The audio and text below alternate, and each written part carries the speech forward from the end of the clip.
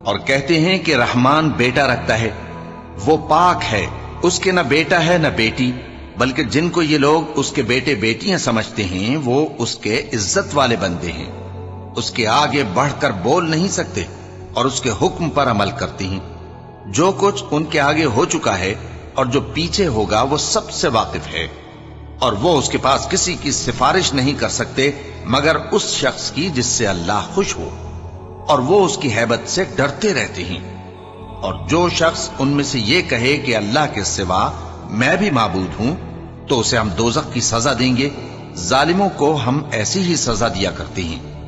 کیا کافروں نے نہیں دیکھا کہ آسمان اور زمین دونوں ملے ہوئے تھے تو ہم نے ان کو جدا جدا کر دیا، اور تمام جاندار چیزیں ہم نے پانی سے بنائیں، پھر یہ لوگ ایمان کیوں نہیں لاتے؟ اور ہم نے زمین میں پہاڑ بنائے تاکہ وہ لوگوں کو لے کر ڈولنے نہ لگے، اور اس میں کشادہ رستے بنائے تاکہ لوگ ان پر چلیں، اور آسمان کو محفوظ چھت بنایا، اس پر بھی وہ ہماری نشانیوں سے منہ پھیر رہے ہیں۔ اور وہی تو ہے جس نے رات اور دن اور سورج اور چاند کو بنایا، یہ سب اپنے اپنے مدار میں تیر رہے ہیں۔ اور اے پیغمبر، ہم نے تم سے پہلے کسی آدمی کو بقائے دوام نہیں بخشا، بھلا اگر تم مر جاؤ تو کیا یہ لوگ ہمیشہ رہیں گے؟